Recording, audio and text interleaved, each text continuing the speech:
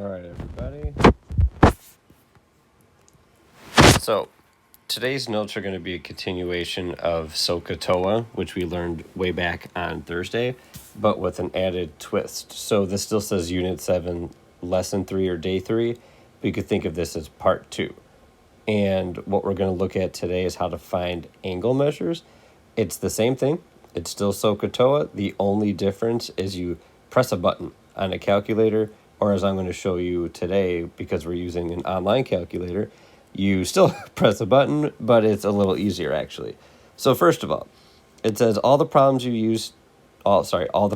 today will use inverse of trig. You only use this inverse thing if you're looking for an angle.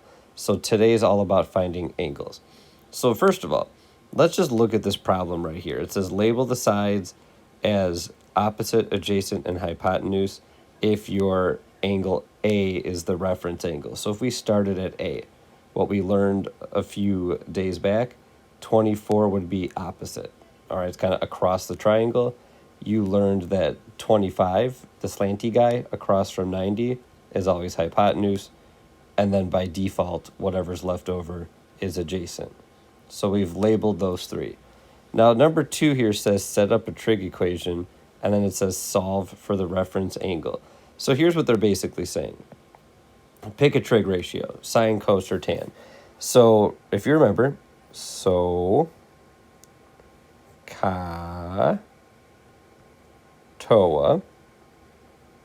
you could pick any one of these. You could pick sine, cos, or tan depending on what is given in the problem. Now, if we look at our picture right here, you can see that you don't even have a number by adjacent. So I'm not going to worry about that. I have O and H. The only one of these three here that uses O and H is sine. So we have to use sine. So what we learned on Thursday was that to set this up, you would have simply wrote sine of A equals your opposite number over your hypotenuse. And usually we were done. We'd move on to the next question, or, cross multiply if it was a different kind of question. But that was it. Now today, I don't care about that ratio. I don't even care about the missing side. I care about this guy where I put a question mark. What's that angle? And what inverse trig is all about is finding angle measures, which is what it says right here. So if you have a scientific or graphing calculator handy, if you had the calculator, would press the second button on your calculator, then press sine, and then what happens is you get this weird looking thing. It looks like sine with a little -1, and that is called the inverse of sine. What you would type in there would be your ratio, your fraction. You would put 24 over 25 here, and it would tell you the actual angle measure. Now, without a calculator, if you're using the online thing I recommended, again, it's at desmos.com/scientific, you kind of do the process a little different. So again, if you have a calculator, you would do what I just wrote here. If you don't have that calculator handy, well, let me show you. So you might actually like this more, especially if you're at a computer. So let's take a look. I'm going to switch over to the camera momentarily and show you this. So this is my computer. Again, I went to the link I gave you guys, desmos.com/scientific. Now you can see here it has sine, cos, and tan. Cool. However, ours has that little -1 by it because we're finding an angle measure. So you would actually click here where it says func for function, and you can see this little thing. This is what you do to find an angle. So sine, cos, and tan are when you're looking for sides. Little -1, sine inverse, cos inverse, tan inverse, that's when you're looking for angles. So I would hit this. Now you can see a little parentheses there, and you would go back to your main screen, and we're going to type in 24 over 25. Oh, hit a wrong button. No. Oh, gee. Let's try that again. So we would go to sine inverse. I'm going to go back here, and I'm going to just type manually 24 over 25. And it tells you right here, that's the angle measure, 73.7 degrees. So it's a little weird. It's going to take a little getting used to. But without a calculator, this is your best way of doing this. And I think as we go through some examples, you guys are going to be all right. So let's go write 73.7. That was our answer. And do some practice. All right, so let's take a look. So again, the order in which you do stuff is always going to be set up sine, cos, or tan. That's kind of the first thing you're going to do. Then you're going to go to the calculator and find your angle. So let's try this. It says find the measure of angle A. So in every single problem, A is our reference angle. All right, so I'm just going to put a little dot there so I know to start there. So in question 1, 8, that's opposite. Now, if you look here, I always go opposite first, then hypotenuse, then adjacent. You'll get better at this as time goes on. But if you look, you actually don't have anything for H. So I don't really need that. I have opposite and adjacent. And if I go back to SOHCAHTOA, up here, O and A is tangent. So I would write tan of A, you don't need the parentheses there, I just like to do that, equals 8/5. Now, again, the magic trick is you either on a calculator press second tan, or if you have a computer, you hit tan inverse, you put 8/5 in there, and it will give you the measure of angle A. So I'm going to go jump to the camera and show you. So here we go. Tangent inverse 8/5. Tangent inverse 8/5. All right, so here we go. Back to this website. Let's clear all this out of here. Boom, boom. All right, so hit function.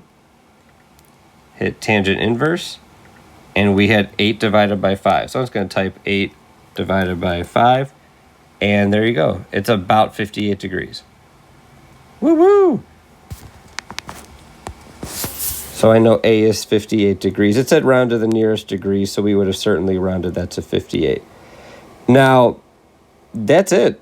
I mean, that's what you're going to keep doing for these other questions too. So if we look at 2 and 3 and 4, I'll probably just do 1 or 2 more with you and then take a look at the closer where it asks you to find a little bit more stuff that's a little bit tougher of a question. So let's look at question 2 here. All right, so in question 2, we would start at A. Now, in this case, there's nothing opposite. So I know I have a hypotenuse and an adjacent, and the one that uses A and H, if I go back here, A and H is cosine. So I'm going to go down here. I'm going to write cosine of A equals 26/30. And again, time to hit some buttons, either on your calculator or on the website. Oh, that's just ugly. Let's make that cuter. It's cosine inverse of 26/30 equals whatever angle A is. And let's go see what it is. Cosine inverse 26/30. So I'm going to go to clear this. Cosine inverse 26 divided by 30. And it's about 29.9 degrees. They said rounded to the nearest degree, so we'll say 30. All right, so it was 29.9, which we'll say is about 30 degrees. So that is literally how all the homework questions are designed. And the only other thing that you may be asked in the future is something like this, where you have to find everything. So finding all the sides and angles, that's sometimes called solving a triangle. You find everything. So first of all, this is a good review of everything we've covered. You can see right here, you don't even have an angle. You just have 90. So you're going to have to find one of them first, A or B. And let's just start with A. We've been doing A the whole time. So 9 is opposite, 6 is adjacent. There's no hypotenuse here. That's tangent. So I would write tangent of A equals 9/6. Now, with our magic button trick, I would write tangent inverse I would write 9/6 in there. And then that's going to equal angle A. So let's see what it is. So tangent inverse of 9/6. That's going to be, if I go here again, bye-bye. I should just hit clear. All right, tangent inverse 9/6. It's about 56.3 degrees. All right, so 56, we'll just say 56 degrees. Now, if you know this, what's cool, you don't have to keep doing this trig stuff. You know in a triangle, all three angles add up to 180. So if you have 90 and 56, you could add those two and subtract the difference, or subtract that sum from 180, and you're going to get 34 degrees. So that's the measure of angle B. And last but not least, if you're solving a triangle, you're going to want to find all the sides too. So in this problem, you're going to do two different ways to do this. So I'll show you both. One of them, good old-fashioned Pythagorean theorem. So let me actually just move down here so we don't have to get distracted by all that. So you have 6, 9, and unknown. So if we use a squared plus b squared equals c squared. All right, forget about sine, cos, tan, all that stuff. We know this is c. This can be a or b, it really doesn't matter. So we're writing 6 squared plus 9 squared equals c squared. That's 36 plus 81 equals c squared. Combined, that's going to be 117. And then to take the square root of that, you would simply do that. And the square root of 117, oh no, I got to go to my online calculator thing because I put my calculator away. You're going to have to trust me on this one. Square root of 117, 10.8. And there you have it. Your final side is 10.8. All right. Now, there is another way you could have found AB. You could have used trig. And if you're comfortable with that, that's a little tougher. I'll briefly show you. If you're kind of like, no, I got it, don't show me anymore, then you can just stop watching. But if you are curious, here, we'll write that. And you now know that this is like 56 degrees. So something you could have done. You could have said, okay, I'm at 56 degrees. I'm looking for hypotenuse. So what if I use 9? 9 is opposite. I need the hypotenuse. That represents sine, because that's so in SOHCAHTOA. You'd write sine of 56 equals 9/h. And now this is what we did in class Thursday. This is just some decimal. You could just figure out what that is right now. You could go to your calculator and figure out what sine of 56 is. So if you wanted to, that's where you'd stay on the main function page. You could just hit sine of 56, and it's 0.83. So if you have 0.83, you could put that over 1, and then 9/h, and then you would be cross-multiplying. And if you don't want to do that, you could always do Pythagorean theorem, but this is just a way of reminding you how to do what we did on Thursday. All right, and there you have it. You'd still get the same answer. So what we saw today, to kind of summarize, we saw inverse trig, where you basically just hit second if you have a graphing calculator. Whoop. If you don't, you go to desmos.com/scientific and find this function or this function, whatever it is.